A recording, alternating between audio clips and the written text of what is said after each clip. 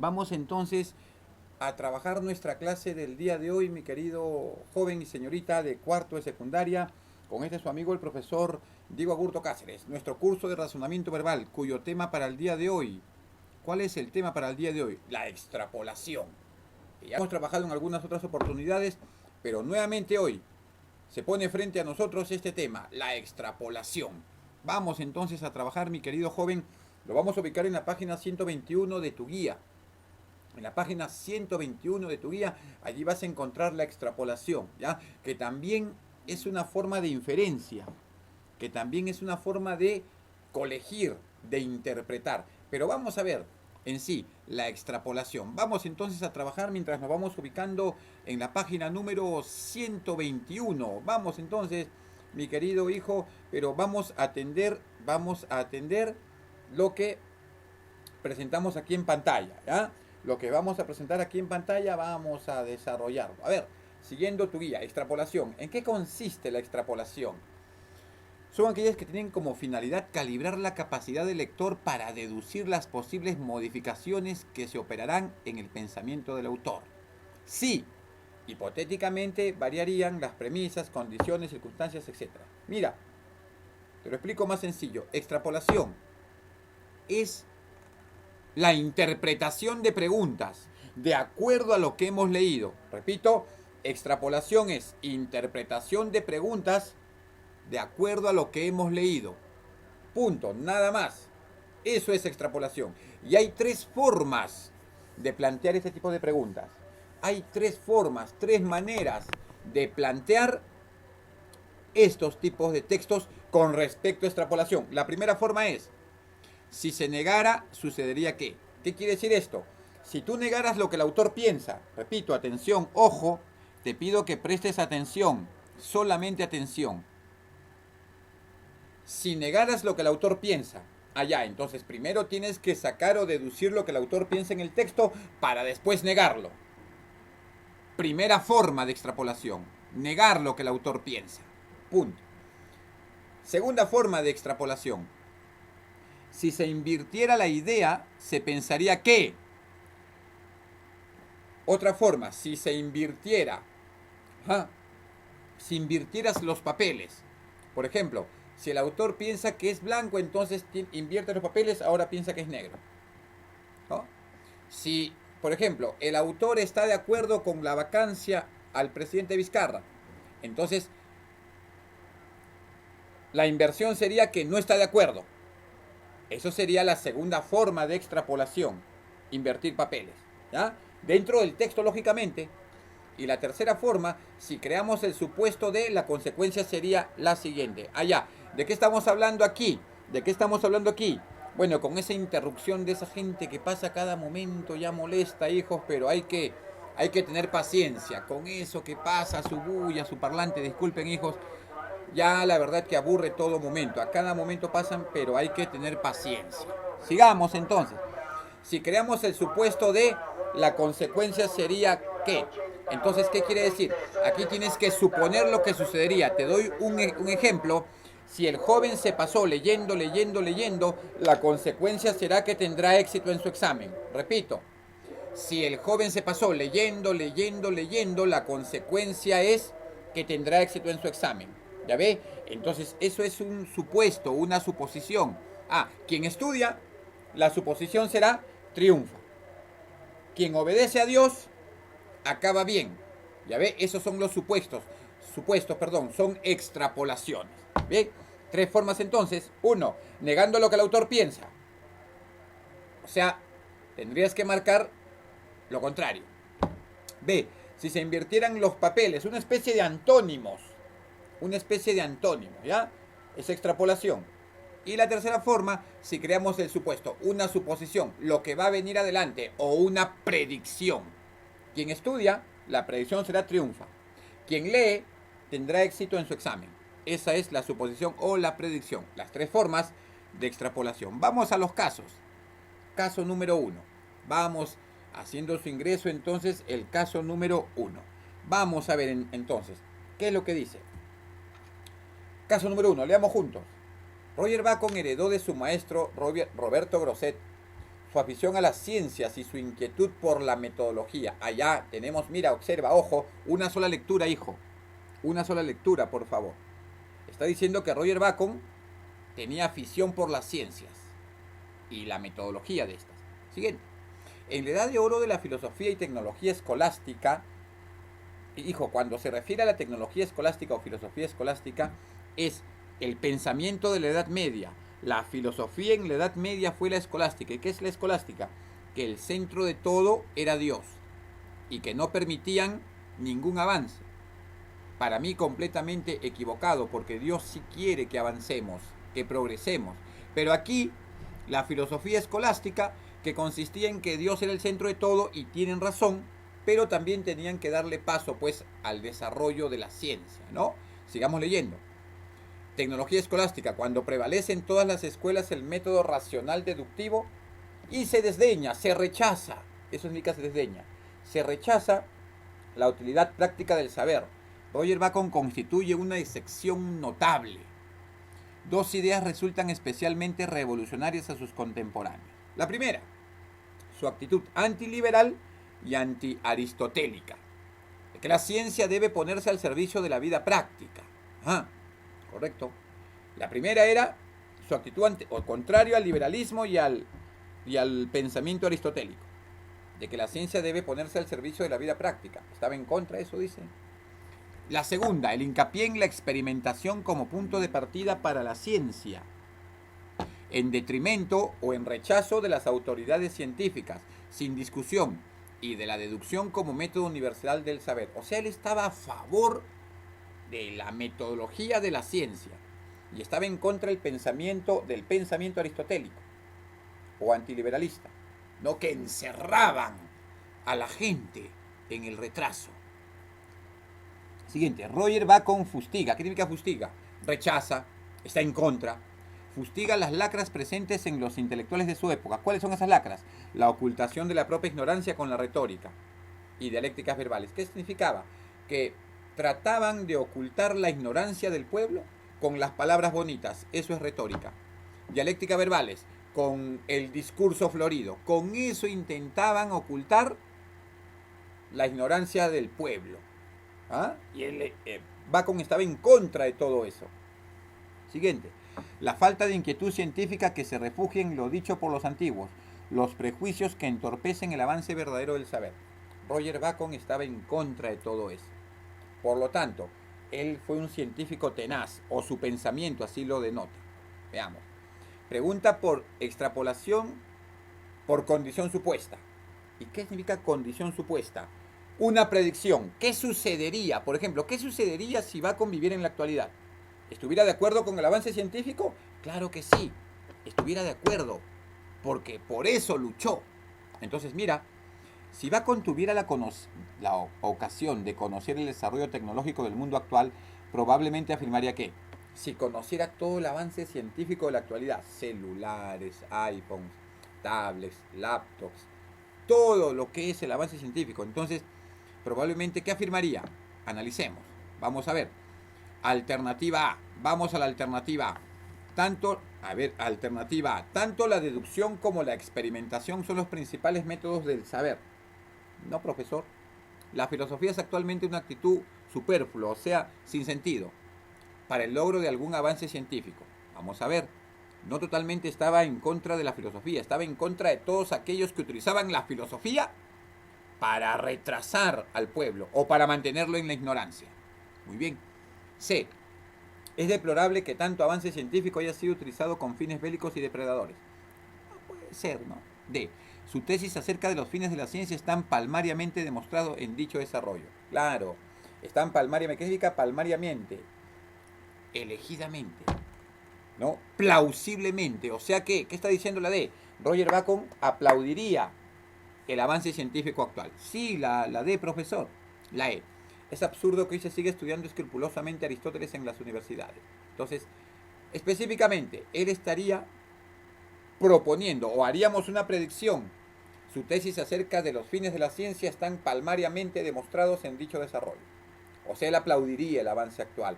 Por lo tanto, la predicción o suposición, alternativa D. Eso es extrapolación. hemos hecho una predicción o hemos creado un supuesto. Hemos supuesto lo que sucedería si va a convivir en la actualidad. Alternativa D, respuesta correcta. Caso número 1. Caso número 2. Caso número 2. Vamos a la lectura del texto número 2. ¿Qué dice el texto número 2? Vamos a ver. Dice, ¿pero qué es nirvana? ¿Ah?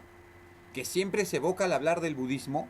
Según esta religión, todo ser vivo se reencarna tras su muerte en un nuevo cuerpo, para llevar en él una nueva existencia más o menos feliz, dice. Sin embargo, el dolor está siempre presente. El único medio de escapar este círculo sin vida, este círculo sin fin, que es vida, muerte, reencarnación, es alcanzar el nirvana. Allá, el tema del nirvana.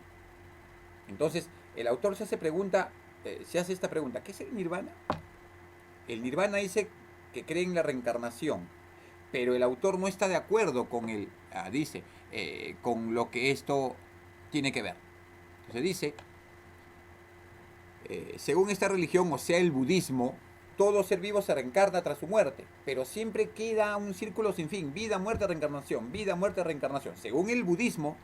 Pero para el autor, el único medio de escapar a este círculo sin fin, vida, muerte, reencarnación, es alcanzar el nirvana. Ya está. El nirvana, el tema del nirvana. Segundo párrafo. Acceden a nirvana los sabios que, como Buda, llegan al conocimiento perfecto tras una larga serie de existencias terrestres. Para ello es preciso haberse desprendido de todo apego al mundo, o sea, de todo pecado, de toda suciedad. Ser capaz de difundirse en el gran todo universal, de fusionarse con el cosmos. El nirvana no es un paraíso, no es un paraíso, no es un cielo como el de la religión cristiana. Entonces hay una oposición allí. Ya tenemos, miren, un supuesto, una condición negada allí. El nirvana no es el paraíso, un cielo como el de la religión cristiana. Es más bien un estado de reposo absoluto, de eterna calma. Por tanto, quien entra en el nirvana ya no se reencarna, no conocerá más el dolor, se habrá librado para siempre del mal, del error y de todos los sufrimientos de la vida terrestre. Entonces, observa, escucha, ojo. El autor pone como tema el nirvana. El nirvana es un estado de reposo absoluto, de paz, de sosiego, pero no es el paraíso como el de la religión cristiana. Ahí está la oposición. Mira la pregunta.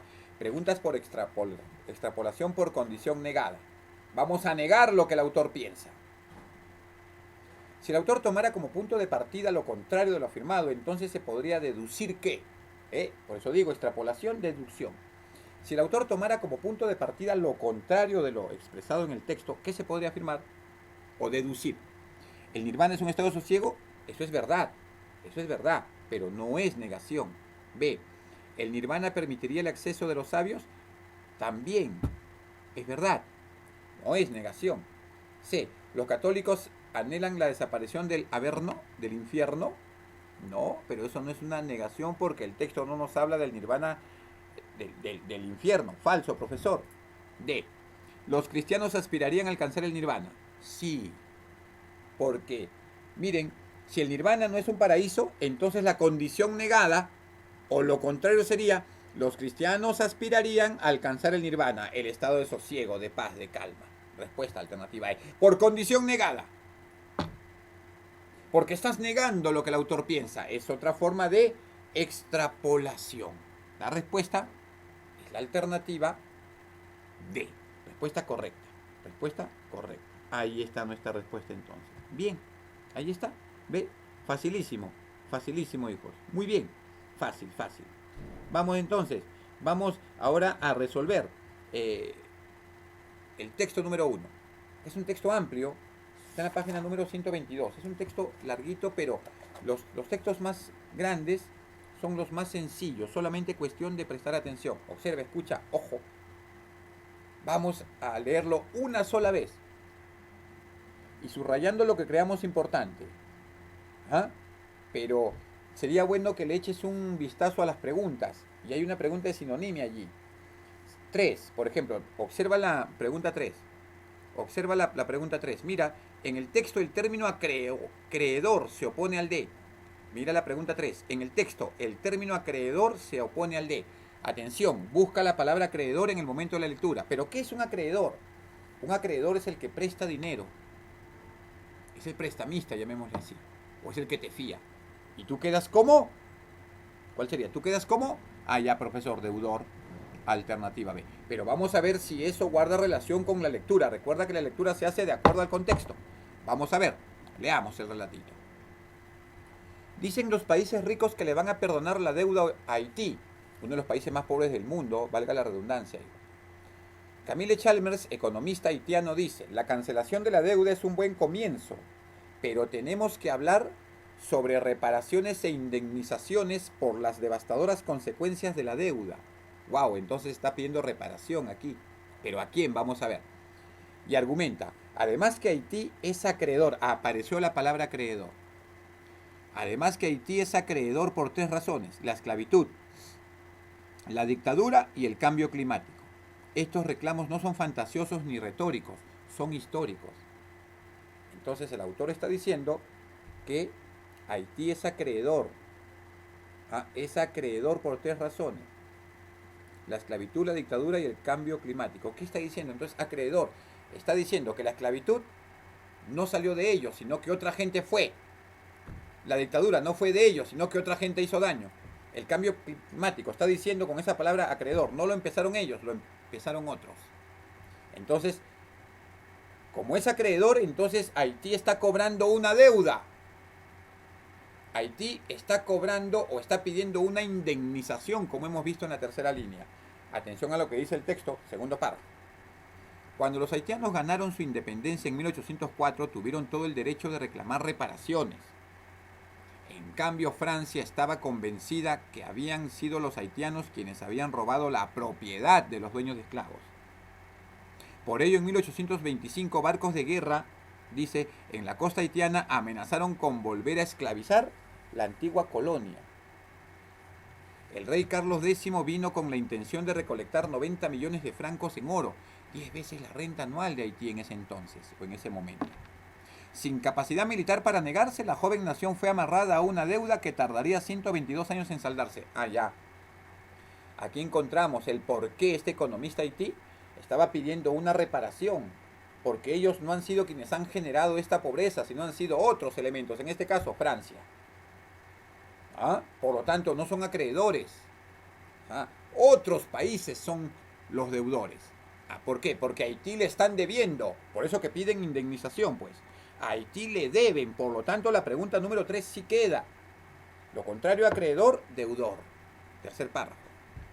Desde 1957 hasta 1986, Haití estuvo gobernado por el régimen dictatorial de Duvalier.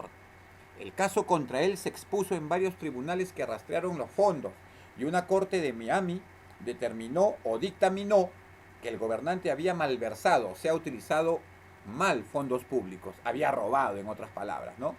Más de 504 millones de dólares de fondos públicos. Los haitianos, por supuesto, aún siguen esperando la restitución, otra palabra, restitución, de ese dinero. Sin embargo, el Fondo Monetario Internacional, eso significa FMI, y el Banco Mundial pretenden cobrar el dinero que les prestaron a los Duvalier y que estos aprovecharon para sí y no para el país. ¡Wow! ¡Qué cinismo de esta gente!, ¿no? Duvalier, dictador que gobernó Haití y lo empobreció más. Este Duvalier se prestó dinero del FMI y se lo robó cuando salió del gobierno. Estuvo 29 años como dictador. Pero ahora el FMI intenta cobrar el dinero no a Duvalier, sino a ¿quién? Al país, empobreciéndolo más. Qué terrible, ¿no? Último párrafo. Por último, las naciones ricas han fallado al resolver la crisis climática que causaron y tienen una deuda con los países en desarrollo, entre ellos Haití, ¿no?, que padecen sus efectos de manera desproporcionada. Haití, que enfrenta tormentas cada vez devastadoras, tiene un argumento irrefutable. Su contribución al cambio climático ha sido insignificante. Las emisiones de carbono de Haití representan el 1%, solamente el 1% de las emisiones de Estados Unidos. Solamente de Estados Unidos, no estamos hablando de todo el mundo, solamente de Estados Unidos. Estos argumentos en un universo regido por la justicia tendrían valor. ¿Qué está diciendo el autor? Si en el mundo existiese justicia, entonces Haití tendría que ser indemnizada. ¿Por quiénes? Por los ladrones quienes le robaron, sus propios dictadores. Por las emisiones o cambios climáticos. Cada año en Haití hay desastres naturales provocados por tormentas, tornados, huracanes. Ellos no tienen la culpa. ¿Culpa de quién? Del cambio climático. ¿Iniciado por quién? Países desarrollados. Porque Haití dice sus emisiones de carbono representan el 1% solamente de Estados Unidos. Entonces a Haití hay que indemnizar. Pero mira las dos últimas líneas, o tres últimas líneas. Estos argumentos en un universo regido por la justicia tendrían valor. Pero como en el mundo no hay justicia, estos reclamos valederos no los va a escuchar nadie. Ahí está. Una sola vez leído el texto, la pregunta número 3 ya está desarrollada. Lo contrario a acreedor es deudor, queda establecida. Pero vamos a ver la pregunta 1. Medularmente el autor del texto, ¿qué argumenta? Es un texto argumentativo de todas maneras. Ya, facilísimo, profesor, es textual. Que Haití merece una reparación por los daños causados a su país. Por sus dictadores, o por el dictador Duvalier y su familia. Por el cambio climático de países desarrollados, originado por ellos, ¿no? Y por Francia, en este caso, quienes le robaron también. La respuesta, alternativa C. A favor de considerar que Haití merece una reparación. Pero como es un mundo donde no hay justicia, no la va a haber. Primera pregunta, alternativa C. Pregunta número 2. Señala el enunciado que mejor sintetiza lo expresado en el texto. Lo que mejor resume. La que sintetiza, la que resume, la que abrevia lo expresado en el texto. A ver. La deuda haitiana ha sido condonada por las naciones. No ha sido condonada. ¿Qué significa condonada? Perdonada. No ha sido perdonada, al contrario, falsa la A. Eliminamos por esa palabra la alternativa A. La B. Haití es un país que ha sufrido las consecuencias de la esclavitud y la dictadura, pero que ahora tiene oportunidades. No, según el texto dice que no hay oportunidades, sino que está tratando de pedir una reparación por todo el daño que les han causado. Falso. C. Haití no es un país deudor. Aquí está. No es un país deudor, sino un país al que le deben mucho por la esclavitud, la dictadura y el cambio climático. De eso está hablando. Ese es el resumen, hijo. Ese es el resumen de todo el texto. Haití no es un deudor, es un acreedor. En este caso ante Francia, ante la familia Duvalier, quien llevó la dictadura en este país durante 29 años, y por el cambio climático, que afecta terriblemente a su país. Ahí está la respuesta. Ese es el enunciado. Esa es la síntesis de todo el texto. La respuesta alternativa C. Pero vamos a la de profesor rápidamente. La población haitiana sufre los embates de la naturaleza a causa del cambio climático producido por otros países. Sí, es verdad. Pero no está completa, porque la D estaría dentro de la C. La E. El régimen cleptocrático de Duvalier endeudó a la nación haitiana con fuertes sumas de dinero que no se han condonado. Sí, es correcta, pero la E está dentro de la alternativa C. ¿Y qué es régimen cleptocrático? Clepto significa robo, raíz griega para robar. Cleptocrático. Gobierno que robó a su país. ¿No? Por lo tanto, la respuesta que resume, o la alternativa que resume, la alternativa C. Respuesta correcta. Muy bien. La pregunta 3 ya hemos visto. En el texto acreedor se opone al de deudor. En este caso, Haití no es deudor, es acreedor. ¿Qué significa esto? Que a Haití le deben dinero. Por lo tanto, ese economista haitiano está pidiendo indemnización. Respuesta, letra B. Muy bien. Número 4. En última instancia, se puede inferir que el autor del texto manifiesta ¿qué actitud? Bueno, su actitud es de desánimo. No hay justicia, pues. No va a haber. Por lo tanto, Haití no va a ser indemnizada. ¿La respuesta? Muy bien, hijo. Incrédula sobre la eficacia de los argumentos esgrimidos. O sea, ¿qué significa argumentos esgrimidos? Lo que ha dicho este economista haitiano. No va a ocurrir. ¿Por qué? Porque en las dos últimas líneas del texto dice: estos argumentos en un universo regido por la justicia tendrían valor. Pero como no hay justicia, por lo tanto estos argumentos no van a ser escuchados. Respuesta alternativa A. Alternativa A. Respuesta correcta. Muy bien. Miren la pregunta número 5. Si los habitantes de Burkina Faso es un país africano, cuyo nombre anterior era Alto Volta, su capital Ouagadougou, Es uno de los países más pobres del mundo también, Burkina Faso. No tiene salida al mar. ¿Ya? Entonces, ya te hiciste una idea de Burkina Faso, país africano. Si los habitantes de Burkina Faso exigieran una reparación económica por los desastres causados por el cambio climático, dicho reclamo, bueno, de acuerdo a lo que hemos leído, caería en saco roto. ¿Por qué? Porque no hay justicia en el mundo. Los países ricos se aprovechan, explotan, hacen lo que quieren por la fuerza de su ejército quizá, por la fuerza de su política exterior, por la potencia de su dinero. Por lo tanto, la respuesta, ¿cuál vendría a ser? Ya, profesor. Ya, exigieran una reparación económica por los desastres causados por el cambio climático. Dicho reclamo se ajustaría al principio que rige la argumentación del texto. La E. ¿Y por qué, profesor? A ver, explique. Está bien.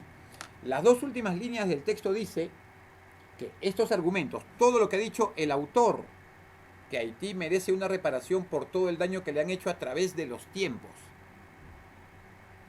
Pero todo eso va a caer en saco roto. ¿Por qué? Porque no hay justicia en el mundo. Ese es el argumento del autor, para decir o afirmar que no va a haber justicia. Por lo tanto, 5. Burkina Faso, un país al nivel de Haití, pobre, que le han hecho daño. Si este país, Burkina Faso, exigiera una reparación económica como la de Haití, entonces se ajustaría al principio que rige la argumentación del texto. O sea, estuviera pasando lo mismo que pasa Haití. Respuesta alternativa E. Esa es una suposición. Por lo tanto, es una pregunta de extrapolación. Respuesta alternativa E. Facilísimo, hijo. ¿Ya ve? Eso es extrapolación, hijo. Solamente presta atención. Una sola leída hemos hecho al texto. Hemos hecho una sola lectura, pero una lectura analítica. Hemos analizado, hemos revisado. Y para eso pido tu atención. Solamente los textos amplios son los más sencillos, como hemos visto. Vamos al texto número 2. Rapidito, que también es otro texto amplio. Vamos a desarrollarlo. Vamos a leerlo primero. Una sola lectura. Olvídate ya del texto 1 y avancemos al texto 2. Dice así: en Europa, incluida Francia, con la comunidad musulmana más numerosa, en Francia, refiriéndose a Europa, tiene la comunidad musulmana más numerosa. Rara vez se topa uno con mujeres ataviadas con un velo negro que las cubre, de los pies a la cabeza, dejando apenas una rejilla abierta para la visión. O sea que hay unas pocas mujeres viviendo en Francia que tienen la religión musulmana, que están tapadas todo el cuerpo y solamente una pequeña rejilla en sus ojos. Pero son pocas, dice. Sigamos leyendo.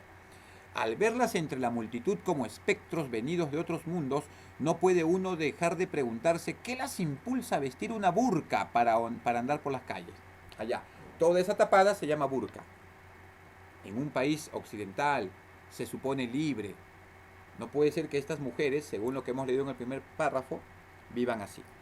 Siguiente párrafo. El segundo párrafo. ¿Qué dice el segundo párrafo? En Francia están decididos a condenar la burka a la oscuridad de los devanes. O sea, hay que guardar eso, hay que desechar la burka. Después de 6 meses de deliberaciones o conversaciones, la comisión parlamentaria, presidida por el comunista Guérin y el conservador Raúl, encargada de estudiar una posible regulación del uso de la burka, entregó sus conclusiones y recomendaciones. Vamos a ver cuáles fueron esas conclusiones y las recomendaciones. El uso del velo integral, o sea, la burka, el uso del velo integral es un desafío contra la República, o sea, contra Francia. Es inaceptable, dice el informe, a sabiendas de que una prohibición total de la prenda podría rebotar en la Asamblea Francesa o ser cuestionada por la Corte Europea de Derechos Humanos, los diputados optaron por sugerir la proscripción. ¿Y qué es proscripción? Prohibición. En las instancias gubernamentales, hospitales, colegios y transporte público. Allá. O sea, esta comisión estatal sugirió prohibir, por eso se llama proscribir.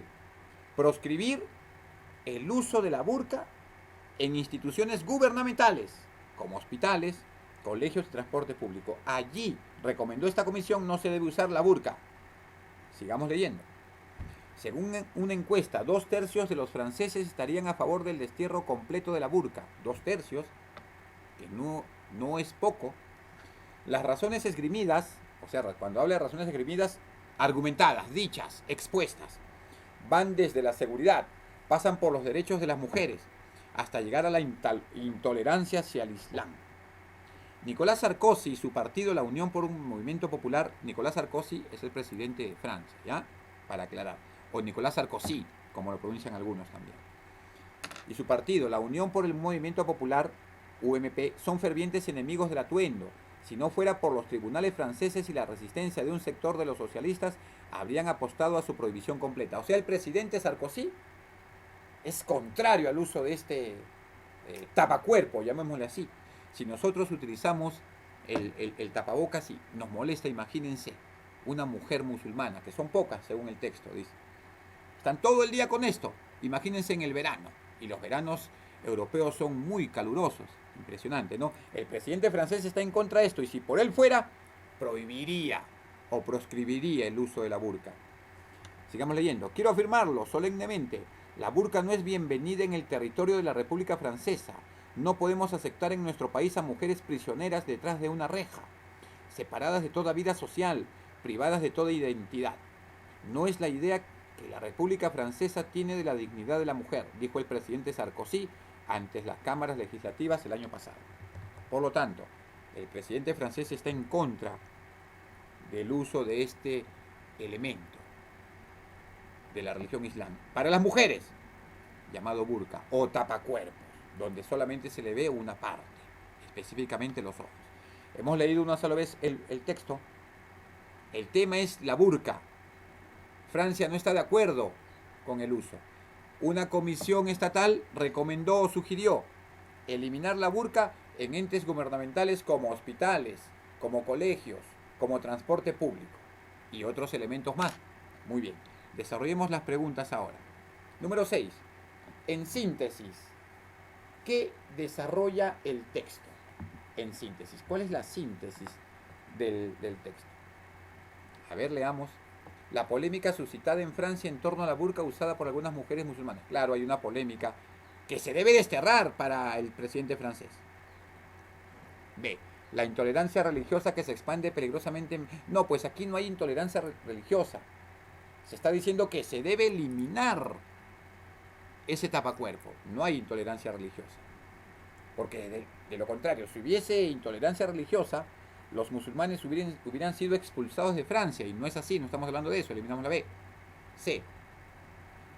Las características de una vestimenta ancestral, de una cultura vinculada al credo islámico, ¿no?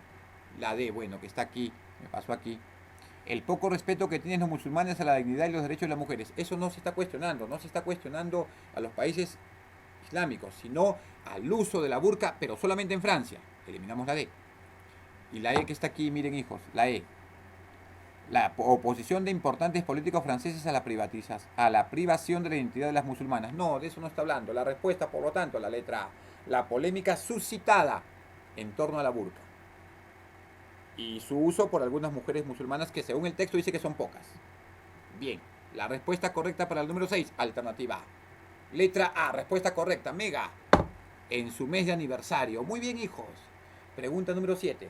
Ya hemos visto lo que significa proscribir, ya lo expliqué. Lo mismo que esgrimir, es argumentar. Se pueden reemplazar respectivamente por. Analicemos, hijos. Ah, ya, profesor. Proscribir, prohibir. Se debe proscribir el uso de la burka, prohibir. Y arguir es argumentar, esgrimir, decir, alegar. Por lo tanto, la respuesta para la pregunta número 7, alternativa C. Ven, hijos, sin darse cuenta lo han leído o lo hemos leído una sola vez, un texto amplio, texto largo, grande. Y ya vamos desarrolladas dos preguntas sin siquiera ir al texto nuevamente. Es cuestión de prestar atención, hijo. Vamos a la pregunta 8. Resulta incorrecto señalar que en torno a la burka se abordan temas relacionados con. O sea, es falso con respecto a la burka. Dice, tiene que ver con derechos humanos, sí, de las mujeres, pero en Francia. Es verdad. Es alternativa A, de acuerdo a lo que hemos leído, pero solo en Francia es verdad, los derechos humanos. Correcto, profesor. Alternativa B, los aspectos estéticos. A ver, la burka no se utiliza con un fin estético o de belleza. Ahí hay una posible respuesta, alternativa B. C, sí, tiene que ver con seguridad pública, porque lo hemos leído en el relato. Tiene que ver con seguridad pública. Con intolerancia religiosa en Francia, sí. Y con valores culturales también. ¿Con qué no tiene que ver la burka entonces? Con los aspectos estéticos o aspectos de belleza, porque la burka no es un embellecedor del cuerpo ni de la apariencia humana, sino es una costumbre de ellos. Por lo tanto, la respuesta, alternativa B. ¿Ven, hijos? Sencillas las preguntas, sean textuales, sean deductivas, extrapoladas, que es deducción, cuestión de prestar atención. Pregunta número 9. Se infiere que los que defienden el uso de la burka se sustentan probablemente en qué. Los que defienden, facilísimo, profesor, porque si las mujeres musulmanas emigraron a Francia, entonces ellas están respetando una costumbre ancestral. Pero en Francia, un país libre, dice, no puede ser, el mismo presidente francés dice, no puede ser que la dignidad de las mujeres aquí en Francia sea estrujada. Por lo tanto, la alternativa, el derecho a la defensa de las tradiciones. Esa es la deducción, esa es la inferencia. Eso es lo que hemos interpretado. Porque mira la prohibición de atuendos integrales. No estamos hablando de todos los atuendos, de toda la ropa, no, solamente la burka, falsa, la C. El riesgo de eliminar los derechos humanos. No estamos hablando de eliminación de derechos humanos, falso. D. El posible conflicto bélico con musulmanes. No se habla de una guerra. Y la E. La lucha entre el poder ejecutivo y legislativo. No hay una lucha. El asunto es querer desterrar el uso de la burka. Por lo tanto, queda confirmada la pregunta número 9, alternativa A. La respuesta correcta, respuesta mega. Cuarto de secundaria, mi querida juventud. Pregunta número 10, vamos. Si el Poder Judicial y los políticos socialistas franceses consideraran que la burka es ignominiosa, ¿y qué significa ignominiosa? Humillante. Miren, si el Poder Judicial y políticos socialistas franceses consideraran que la burka es ignominiosa, y sabemos que los socialistas se oponen, en este caso, a lo que piensa el presidente Sarkozy, ¿no? Entonces, ¿pero qué pasaría si el Poder Judicial y los políticos socialistas franceses consideran que la burka es humillante, ignominiosa? ¿Cuál sería nuestra respuesta? Es un supuesto.